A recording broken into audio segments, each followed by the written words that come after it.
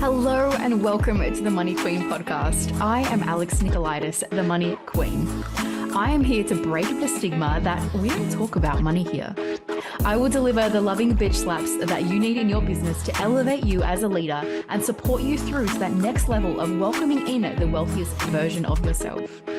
Backed by 14 years in the accounting and bookkeeping industry, I utilize the support of the masculine systems, structure, and ATO compliance combined with the feminine energetics of mentoring and allowing ourselves to be open to receiving and holding space for queens like yourself who are committed to forming a healthy relationship with money.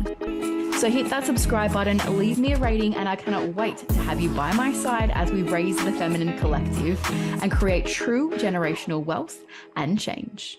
Ladies and gentlemen, I have a special freaking guest on the podcast today, and it is none other than Tommy freaking Casha. He is like a downright freaking legend. I said freaking 3 times already, but I'm not sorry at all because it's warranted. He is a friend of mine from Newcastle, and all right, we're going to start off this way. When I started this podcast, I was like, it is for women. It is about money. There's no way that I will have a man on this podcast because it's just not part of the vibe. And then Tommy came back into my world recently. It was MC at my brother's wedding. And then I saw him at another event and I was like, actually, he is such the vibe of this podcast and what I'm about. And the reason for that is because I think we met maybe 4 years ago, I think now. We used to be gym buddies, and seeing the person that he was then and the person that he has evolved into over the last 4 years through like continuously following him on social media and then seeing him at random events, like my brother's wedding. It's like, one of the concepts that I teach is the wealthiest version of yourself is the most authentic version of yourself. And that's what I've seen in Tommy over these last 4 years, is that he has really stepped into the most authentic version of him. I don't know if you've not seen him, you need to go and search him or watch YouTube on this episode so that you can see what he looks like. He's got this beautiful freaking mustache. How do you say that? Mustache. And he just owns the room. And just from your like unique ability to be your most authentic self, people just are attracted to you and your presence. And that's what I freaking love about you. And I've loved seeing that flourish over the last 4 years. And, we'll speak into more of this about today of, how that came to be and, what it's actually felt like to evolve into the person that you are today, because that's essentially one of the huge pillars that I teach, and I would love to hear your evolutionary story. So here we go. And the first... What an introduction, right? I feel my head's got a couple of minutes given that intro. Thank you so much. Make way, please. Make way. I mean, you just moved house, so surely there's some bigger doors there. Sure, there is some big doors, luckily. Yeah, lucky. Otherwise, it'd be like, Maddie, we need to move house again. Where do you want to start? Yeah, I'd love to start in one thing that I never said at the start is I never thought that I would have a man on this podcast. So what is one thing in your life that you never thought that you would have done or would be doing and you are now? Oh, good one. I think first thing that comes to mind, because it's the most recent, would be like working full-time as a freelancer. I always wondered, I guess, 5, 10 years ago, like someone who's a freelancer, where do they know where their next job is coming from? Or like, how do you make that work and pay your mortgage and do all that? Just a quick backstory, moved from Melbourne originally, moved to Newcastle in 2020. Now, the first job I got when I moved to Newcastle was a marketing job with the Tony White Group, which is a group of they own 130 car dealerships all across the east coast of Australia, and they own 16 in Newcastle. So I was the marketing manager for that. Marketing is kind of my background. So that was a logical choice. Now I've been there for the last 3 years, but I've got 2 more weeks left there, and then I'm going to be fully self-employed. I've been there 2 days a week all of this year while my wedding chats and party chats business grew. But it's taking that leap and letting go of the safety net of the 2 days employment I had there and go full-time freelance, which is something I never thought I would do because like the safety and security and obviously so on topic in terms of the money queen. But like I was just so nervous, like interest rates, cost of living, I've got a guaranteed, X amount of dollars coming in per week from my 2 days a week work.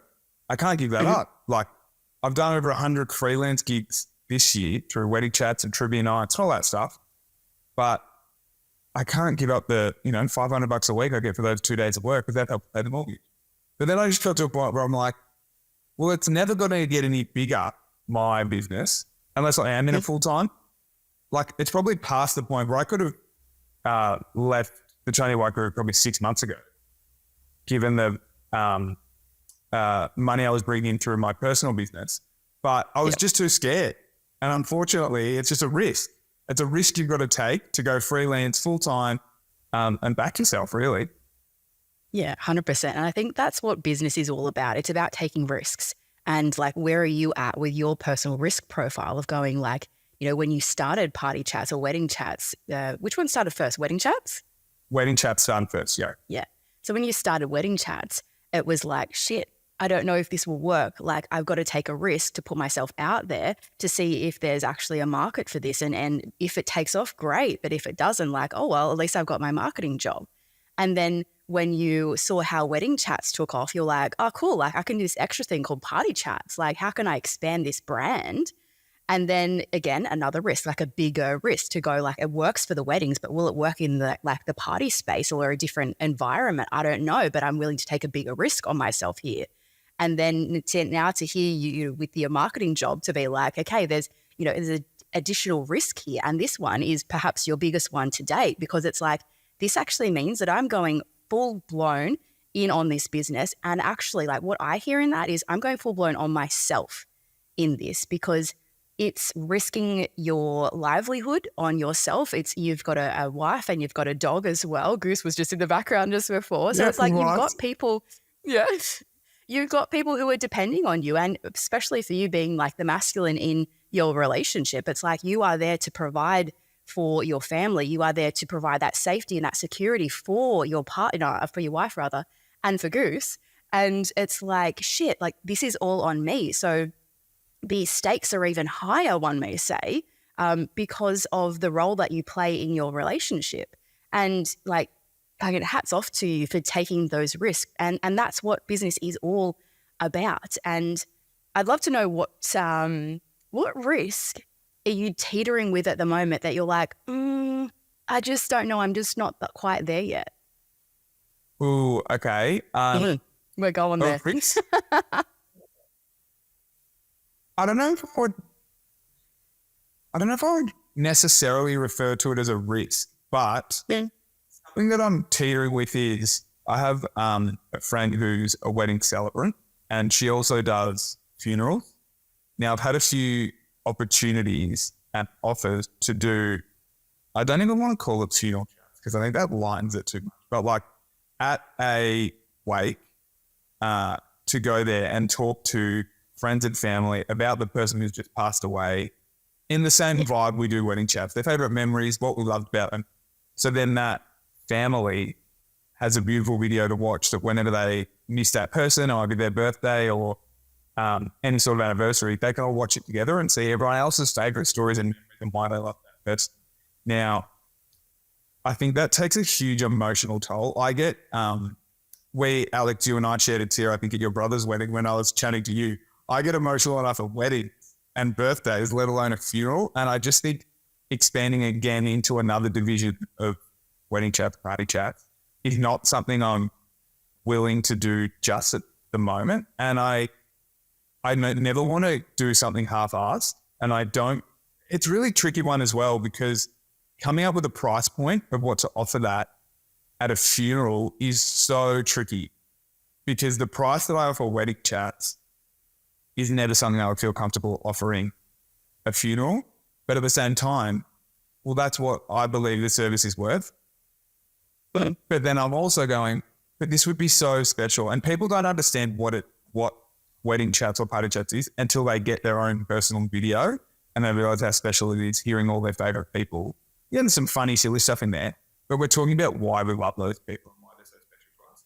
Doing that at a funeral, I think, is only heightened the emotion and the sensitivity around that.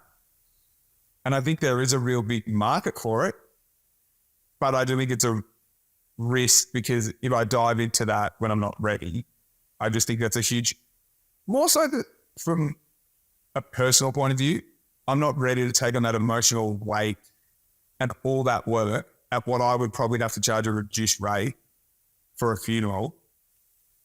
So I don't know if that really answers your question about a risk, but like, I guess the risk in a business sense.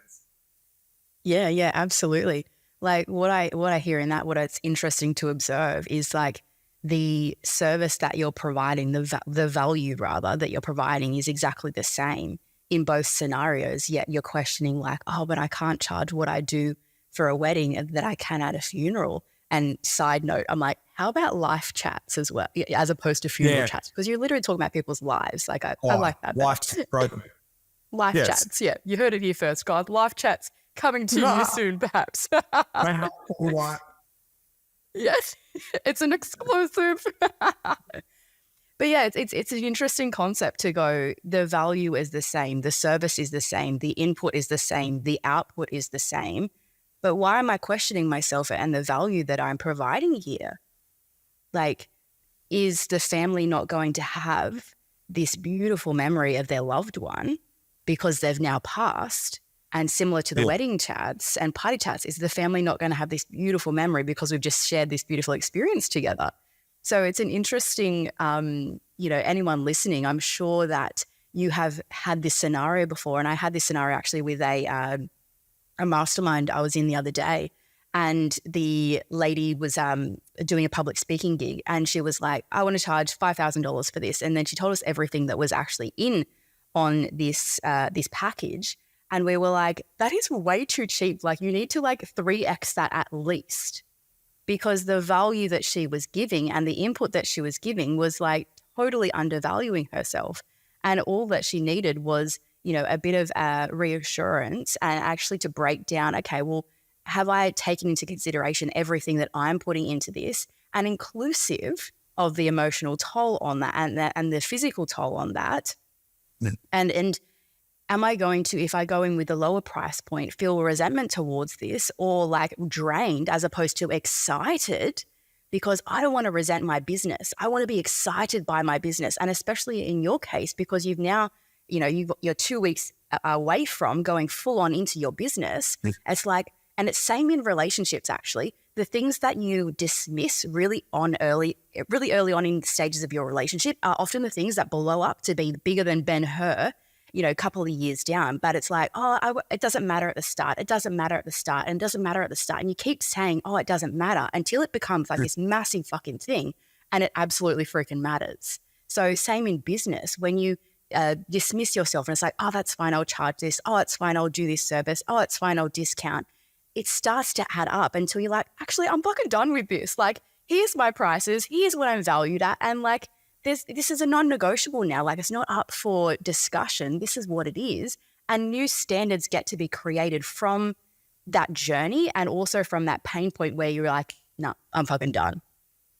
I wonder whether it's my own personal feelings and beliefs towards a funeral. Like, you know how there's those like, I don't know whether old wives' tales or just stereotypes or the stigma that like a funeral home has towards it. Or maybe it's just something I had in my head that like funerals are really expensive and like it's someone's worst day of their life or like a family member's worst day of their life.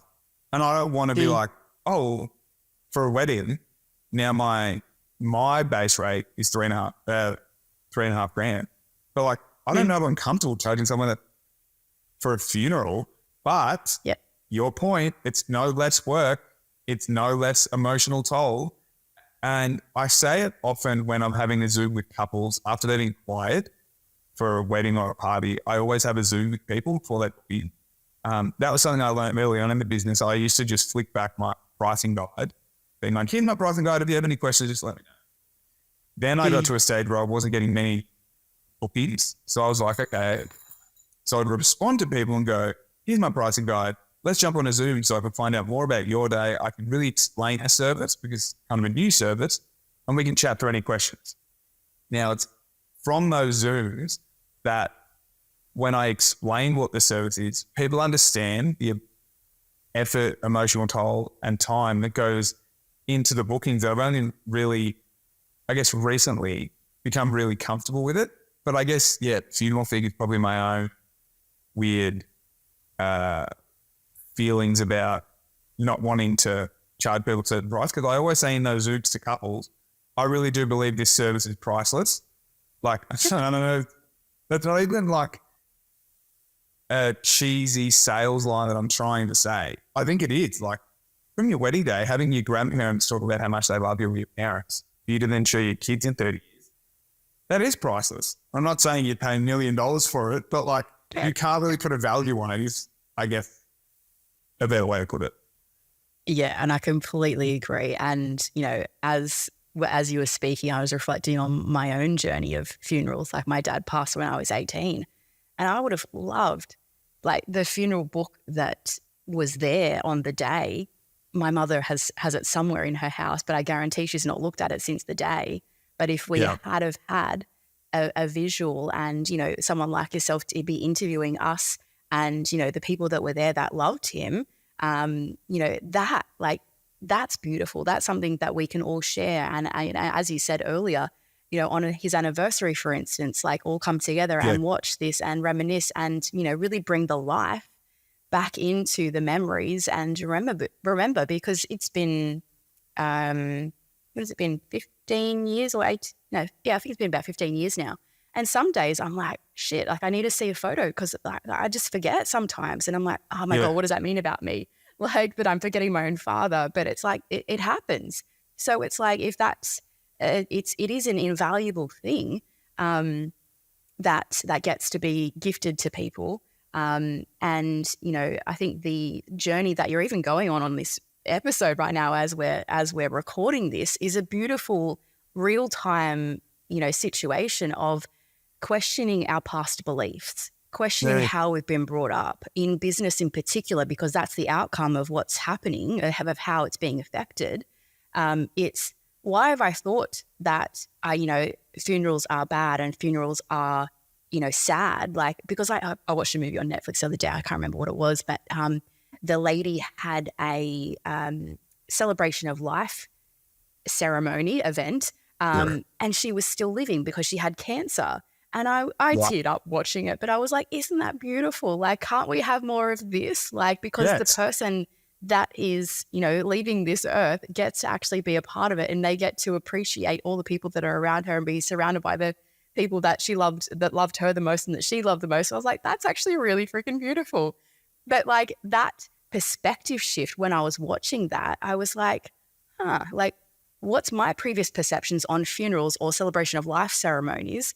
Like, how does that get to shift with this new information, this new data that I have?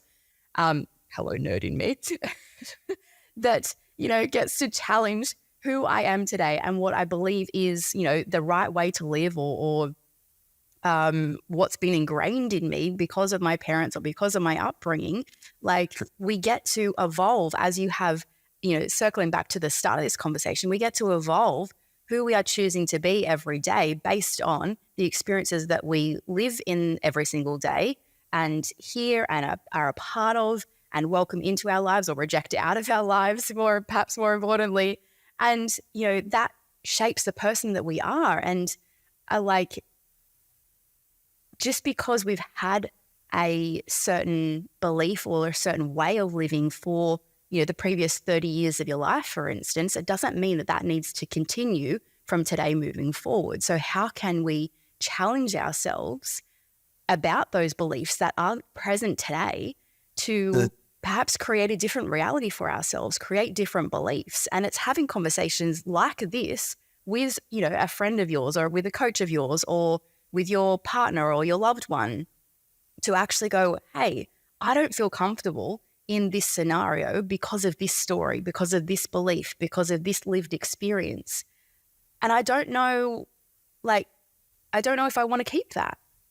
You know, that's the start of evolving as you have in your life to get to where you are now, and why, I believe your business is so, is going gangbusters at the moment.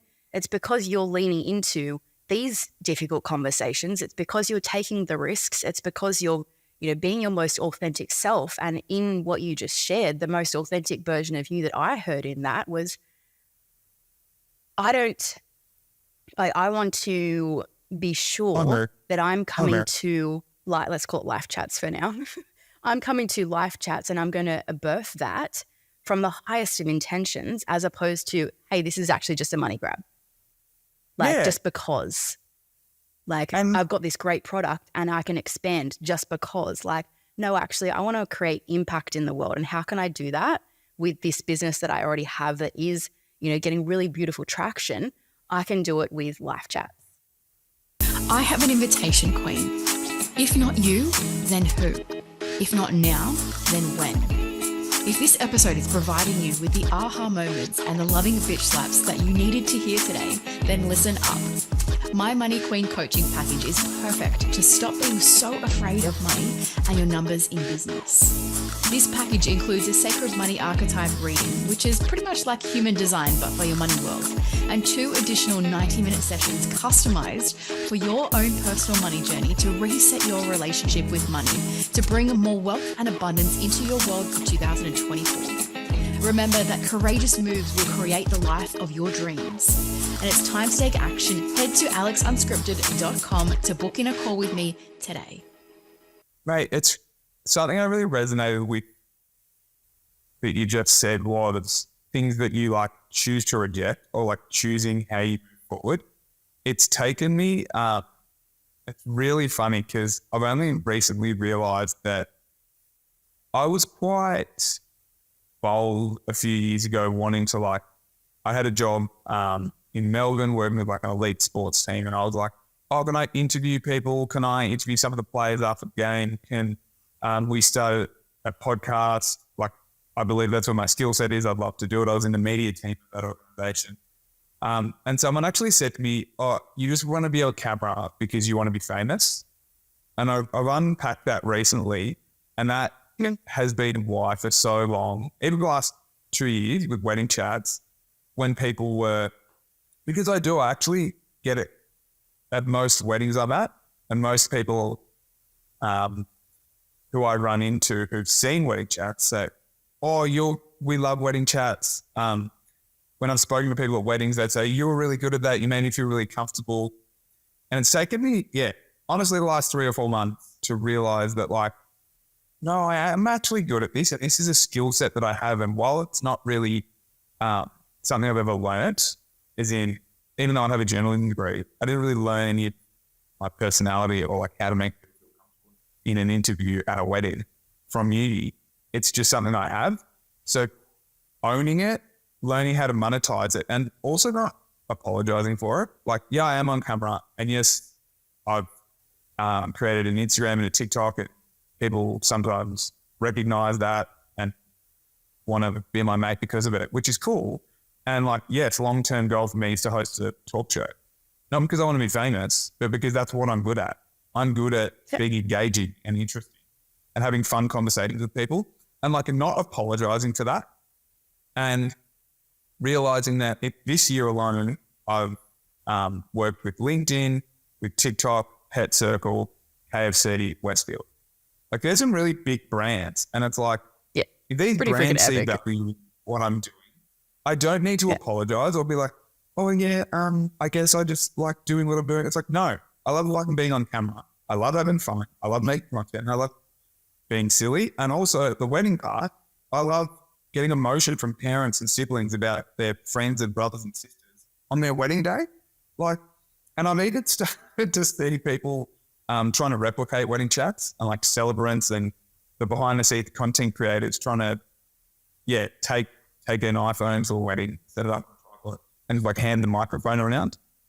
And when people comment on that, praising their idea, I used to be oh, it's a bit, and now I just comment on it from wedding chats, being wow, what a great idea. Being well, you fucking copied me. And I'm going to call you out for it.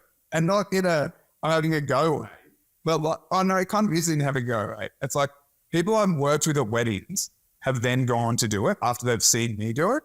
But it is. It's like once I've seen people replicate what I do, I just unfollowed on Instagram.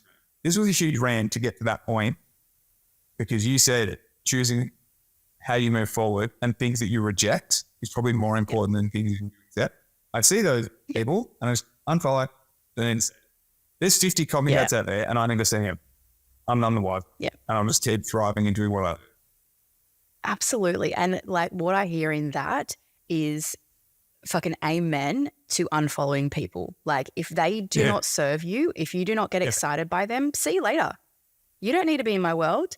Like, and even to your point of like them copying you, they will never copy you because you are so fucking unique. Like what you have created and the other people that you've, you know, brought into your business to be co-hosts with you, they're all unique in their own right. So like, even though someone will, it's mimicking, they'll mimic you, but I guarantee the product that someone else is going to be delivering versus the product that Wedding Chats or Party Chats delivers, worlds apart, right? So it's, you know, what's copying is the highest form of flattery, is that right? Yeah, imitation is the highest form of flattery. Imitation, yes, yeah, exactly, right? So it's like, you go. No, let's go on. You go and it'll come back to me. What I was going to say was, yes, in rejecting the people who have tried to copy you, are trying to copy you, it's like, where in my environment am I actually being drained? Am I actually being pulled down? And that is a really good example of that because if you choose to continue to follow them, every time that you see them in your feed, you're like, oh, they're copying me again. Like, how fucking annoying. Like, I'm just here trying to live my best life and do my own thing. And here they am, like, dragging me down. And it's like, you've got a choice here. Like, press the damn unfollow button. Like, block them if you need. Like, it's fine. And what happens in that situation is you actually keep your environment really clean to be like, I'm doing me and I'm moving here or I'm moving over here, but whatever moves I'm making, they're intentional and I don't need your bullshit over here, like making a cloud. And whilst I'm trying to be over here, I'm distracted by the potential rain that's about to fall over here. When you unfollow them, it's like you get rid of that cloud, you get rid of that rain and you're like, I'm just going here and I don't care what you're doing because I'm so committed and to being my most authentic self, which is the wealthiest version of yourself and creating the most impact in this world. And that, like, when people hear that and have Zoom meetings with you and feel that and see you on social media, like, that's what they connect with as like, you're just here living your best freaking life and you get to do this as an outcome. Like, how fun is that? Mate, I had a Zoom with a couple last night and they said, we already wanted to book you from what we'd seen on Instagram, but we wanted to jump on Zoom just to make sure you weren't a dick.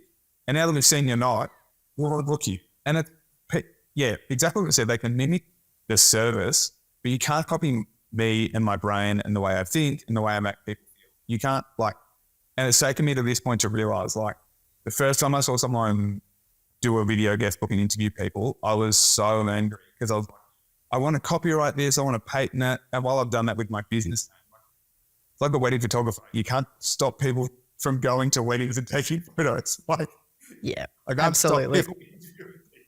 But like, no, realizing people book me for me.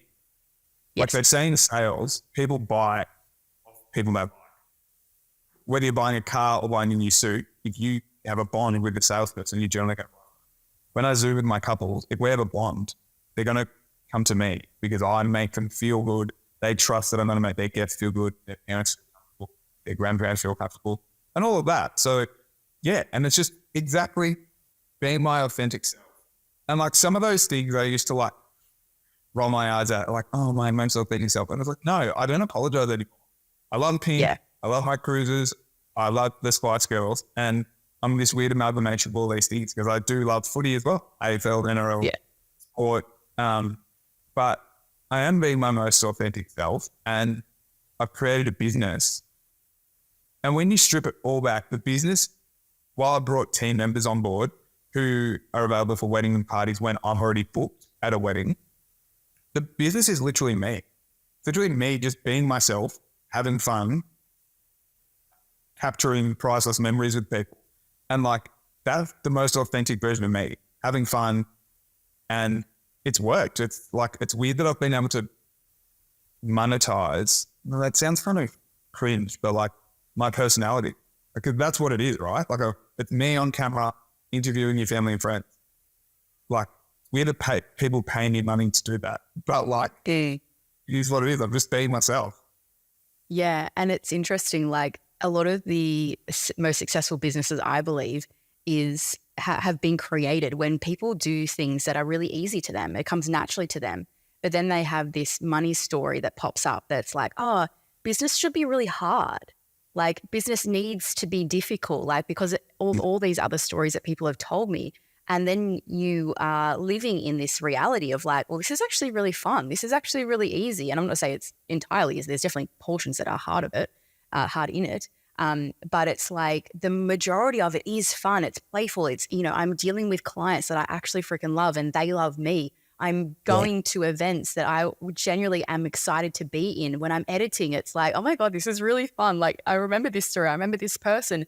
And when you see them in the streets, they're like, oh, hey, I saw you at this person's wedding. Like, there's a real playfulness that gets to be a part of your life. And unfortunately, because, as we were speaking about earlier, the beliefs that we are brought up in, it's like business needs to be hard. So what is often I find, in my clients, when they are doing what you're doing and life and business is so easy for them, in inverted commas, it's like they actually make challenges for themselves. They make life harder for themselves because to live up to the expectation of business needs to be hard and business needs to be challenging. So like, I love hearing that you're like, hey, like I can just do this and this is me and it gets to be exactly how I create it because that's what I'm choosing.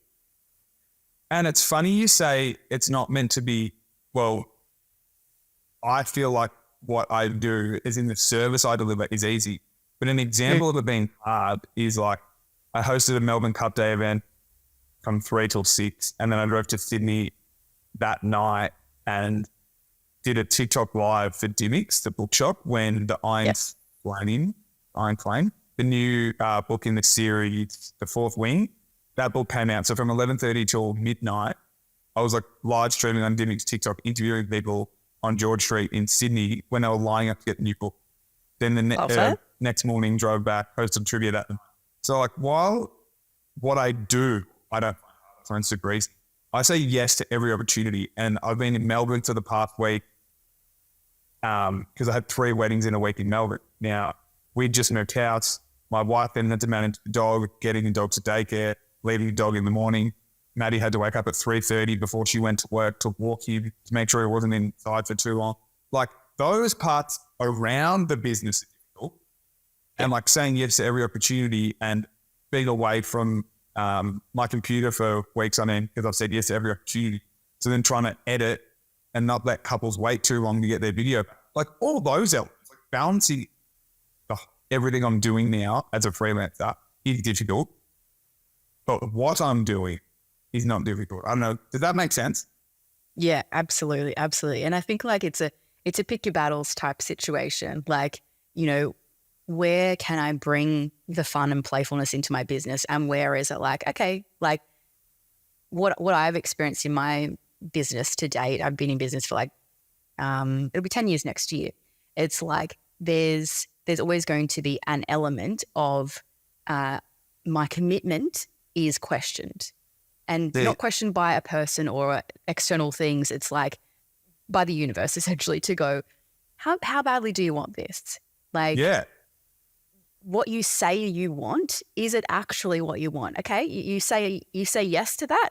Here's an example. Like, here's all these opportunities. Here's all these like amazing speaking gigs that you want to bring forward into the next year, for instance. It's like, are you going to say yes to all of them, or are you going to say yes to this, and this one? Or like, how are you going to juggle? Because I just got into a relationship, as I shared with you.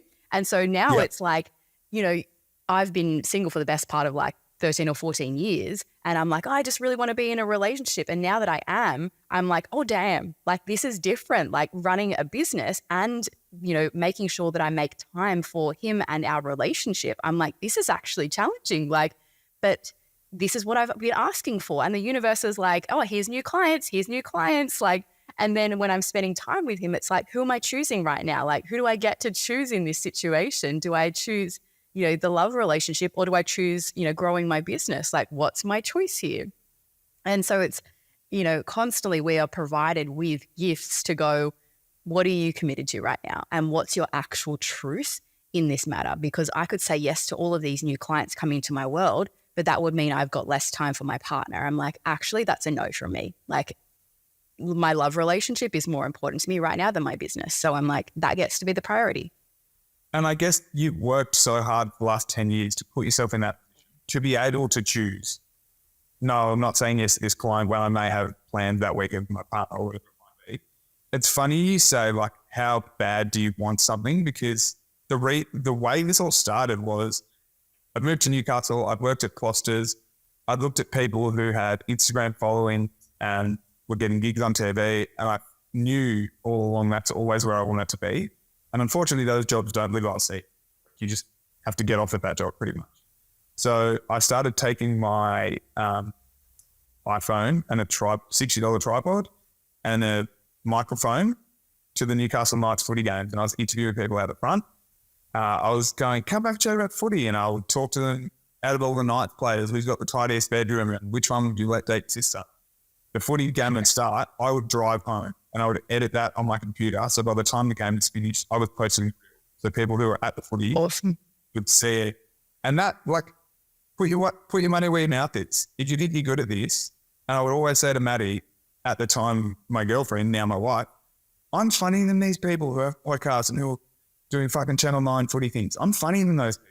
And then it got to a point where I was like, I don't want to be 55 and still saying that. Like, no one likes the person who said, I could have been this. It's like, cool, fucking do it then. 100%. And those footy videos, one of my very, very close friends now, Loz from Hungry Hearts Co, would always comment on the videos. And one day she was like, mate, you should do these at weddings. Like, people are still signing guest books. You should interview people at weddings. And that's literally how and where it started. So I love that. If you back yourself, or if you think you want something bad enough, prove it. And I say that. And again, I've obviously got to be in my bonnet about it. Trying to replicate me. That was what I was going to say. Okay, if you want to do it. Let's see how long it takes you to get to where I am. Let's see how long for LinkedIn or TikTok or whatever. Oh, it sounds so jaded. Oh my God. I'm just so like, I know what I want to be and I know what I want to do. And I'm just going to keep grinding until I get where I want to be. And like, I'm confident. And I probably sound like so arrogant at the moment, but like, I don't care. I'm so happy with where I am. What I'm doing. Like, being able to do this for a living and being able to provide for Maddie, fuck, it's the best. Yeah, 100%. And like in that, what you just said, like, I don't care. Like, that is the true essence of like, I'm just going to be here doing myself and you do you, boo. Like, this is what I'm doing. This is where I'm going. Bye. See you, Felicia. like, well, yeah. And well, one thing I wanted to say with what you just said though is, someone who doesn't know you or doesn't know your story could look at you and go, oh, overnight success. Oh, of course, like another one. But like knowing your story, that you have, a journalism degree, you used to work in radio, I think in Melbourne. You've constantly like pushing and evolving yourself in that marketing space as well. So it's like your overnight success in inverted commas really isn't like, it's a culmination of everything that you've done in your career to date. And then it's backing yourself. It's creating proof of concept of doing the football thing. And then it's like your friends going, hey, have you thought about this? And you're like, oh, actually, no. And that is the moment where you're like, this. Like, I know that I've been waiting and working and creating, curating all of these different experiences and knowledge and, networks, environments to get me to this day. And now you're like, flower flourished. And that's what I have seen in you over the last 4 years, to just be like, boom, like you were just so flourishing because of everything in your life to date. And now you're in the right environment, like the soil around your flower is like fucking beautiful. And it's like, now I get to flourish. Mate, I'll try and give you a quick recap of anything I can think of. that I've done over the last, so I'm 34, anything I've done since I was 18 that I believe has helped me with what I'm doing now. So Yeah, love that. Yes. I did a sports development course with Cricket Victoria when I was 19. I volunteered at, part of it, you had to do an internship. I worked at the Western Bulldogs and Hawthorn football clubs in the media department. I then volunteered my time on weekends going to the Box Hill Hawks, which is like in the VFL, so like the level below the AFL, writing their match reports, interviewing players and writing articles for their website. I then did a sports journalism degree. Part of that, I interned at SEN, which is like a sports radio station. And that was in the internship I went and got off my own bat because I loved radio. Finished that degree. I also interned at Carlton in the recruiting department, which was weird. I was like watching vision of AFL players when they were 18 years old. But again, making connections there. Left uni, went and worked at SCA, Southern Cross Stereo, and I did breakfast radio in Shepparton for the better part of 18 months. Now, an idea that I had when I was doing breakfast radio, I was like, regional football here in the, what was it called? Goulburn Valley Football League was so big, and it was a big part of the whole community. So I was like, to Jess, my co-host who does breakfast radio now at Newcastle, I said, let's go to all the football netball clubs, go to one each week, pick a game of the week, and let's do an interview with a boy from the footy team and a girl from the netball team. And let's edit that up. I taught myself how to edit. We did that after we finished our 6 to 9 breakfast show, and we put that on Instagram. Those videos, looking back now, so terrible. But there's the example of like things I've done over the last 10 years. I then started a podcast and I was interviewing, I don't know, anyone who I thought had an interesting story, try and get a following online. That didn't really work. And then pivoted going, I love netball because I worked in Netball Victoria. So I started a netball podcast where I interviewed netballers and go, talk to me about off the court. What do we do? What do we do with ourselves? That kind of fizzled out because it just became too difficult to try and get through the media managers. Then moved to Newcastle and started interviewing people. So like all of this stuff that I've done in the last 10 years, it's like it's led me to this. So yeah, I know that was, again, a ramble, but like there's just some context, things that I've done over the last 10 years that learning this skill here and learning that and learning how to talk to professional athletes and like learning how to be comfortable in a footy environment and then learning how to be comfortable with female athletes. And then I've also worked in warehouses and like, I think that's what put me in a great position at a wedding because I've been through so many vast jobs, whether I've worked in warehouses, takeaway shops, I've worked at Builder there, I worked in a logistics company, like all these random jobs, but like I'm so comfortable with any kind of crowd, be it CEO, be it a tradie, be it your best mate from the footy club. I can talk to kind of anyone and find some common ground with them at a wedding. So yeah, an overnight success thing is really funny though, because it's like, I was listening to a podcast and they said it's not the, they refer to it as their tail of work. So I believe that one day a TV executive will see one of my videos and go, what's that guy do? And then he'll go back into my page and he'll see that I've got podcasts that I did 5 years ago, I've got footy videos, I've got weddings, I've got parties. And it's the tail, the long tail of the 10 years of work that I've done that he's going to go, or she's going to go, oh, wow. He's like super versatile and he's been doing this consistently for 10 years. And it's only in the last couple of years that it's blown up. Like shit doesn't happen overnight. So yeah. And one other thing that I really need to get out of. We're here for it. We're here for it. Yes. Oh my God. I've got all these thoughts and I'm so annoying. Yeah, Nick You do you, boo. Here, let's hear it. Do you know Nick Cannon? Like the name sounds familiar, but I don't know who. He's like a big American, not really, is he a rapper? He's married to Mariah Carey. He's got like 12 kids. He's like an American. He said, money doesn't make you happy. Happy makes you money. Amen. I fucking meant that. Yes. That is the quote of the day, I reckon. Yes. I loved it. I was just like, oh my God, that's actually so true. Yeah. It's just really another way of saying the most authentic version of yourself is the wealth. But I just thought that was so good because it sums me up. I'm so happy, and it's making me money, which is great. Yeah. And that's the thing, like people these days want to connect with other people's human. There's so much like AI and technology and advances. And whilst all that's great and I love that and I'm on board with it, when you're dealing in, the events and the life milestones that you are, it's like people want to connect with your human. And it's like, how can I do that right now? And being the happiest version of yourself by curating your life how you are and how you have been is the best way to freaking do that. Like no one can mimic that at all. So. Mate, how good. We're working our authentic selves and just absolutely killing it. It's so good to see. And I feel like also something that I live by is like you are the average of the 6 people that you are closest to. And the people that I'm with here at Newcastle in terms of like the wedding industry, when I moved up, I kind of only knew Jess, who was my previous on-air co-host.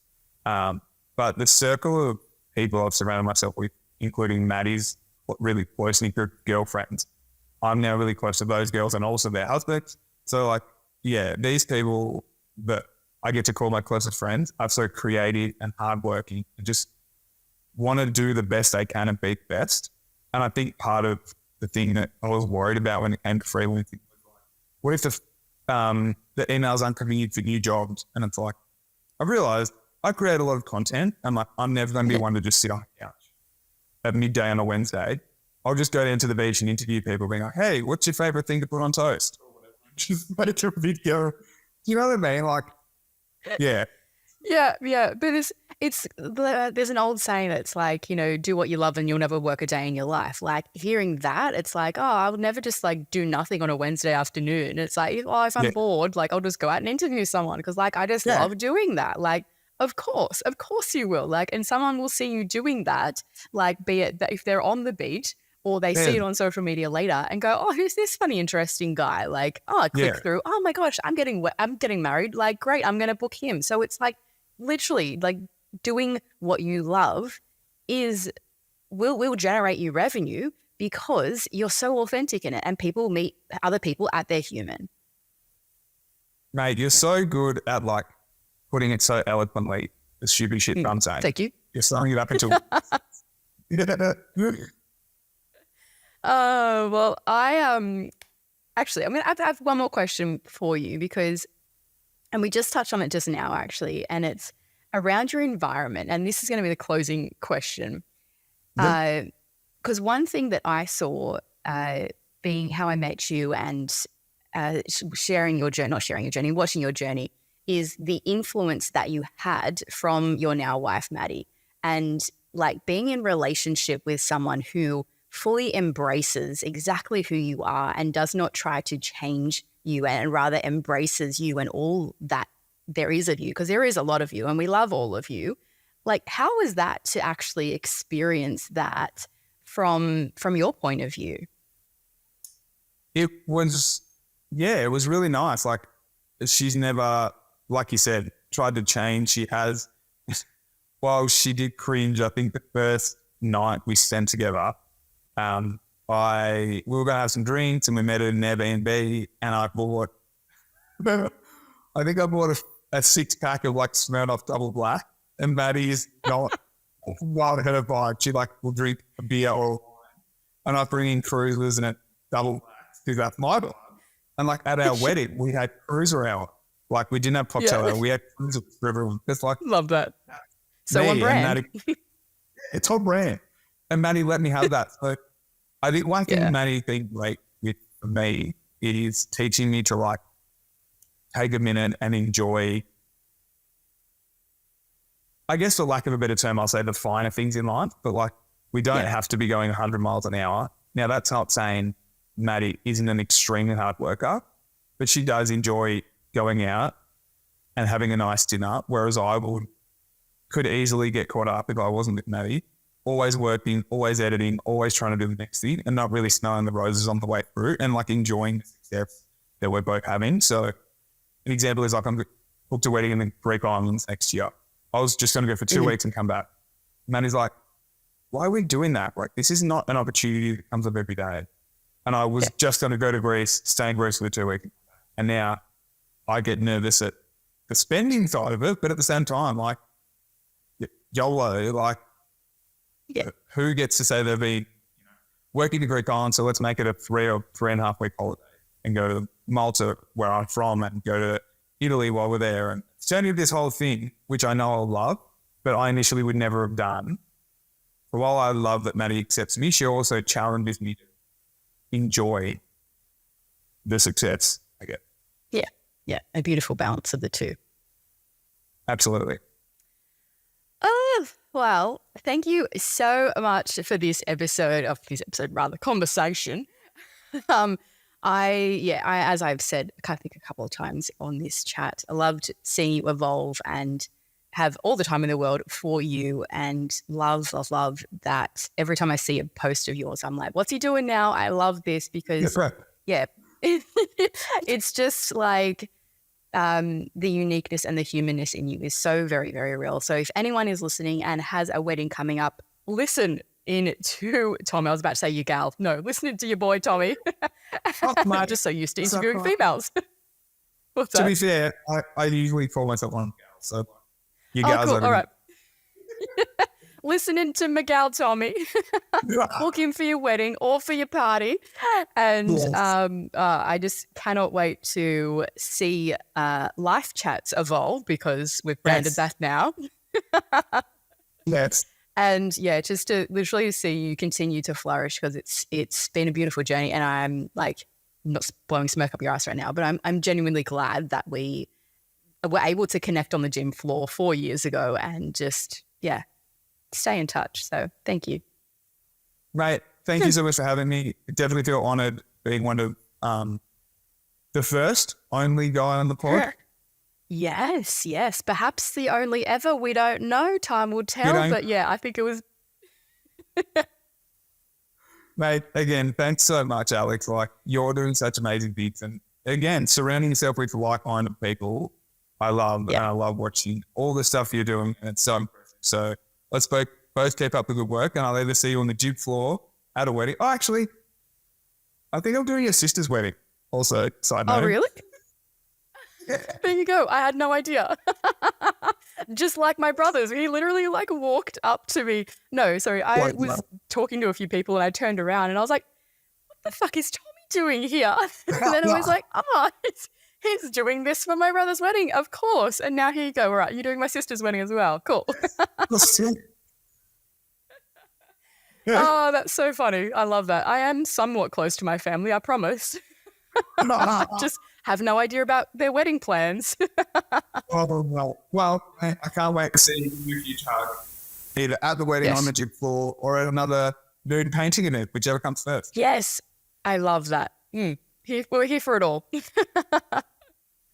Oh, gosh. Thank you. Thank you, Queen, for saying yes to your yes in listening to this episode and being a part of raising the feminine collective one conversation at a time. Remember to share this episode with your business besties and join me in breaking the tabooness around having money conversations. As always, if you have enjoyed this episode, please rate, subscribe, and share this on your social media, remembering to tag me in it to help this conversation go further, which creates a bigger ripple effect.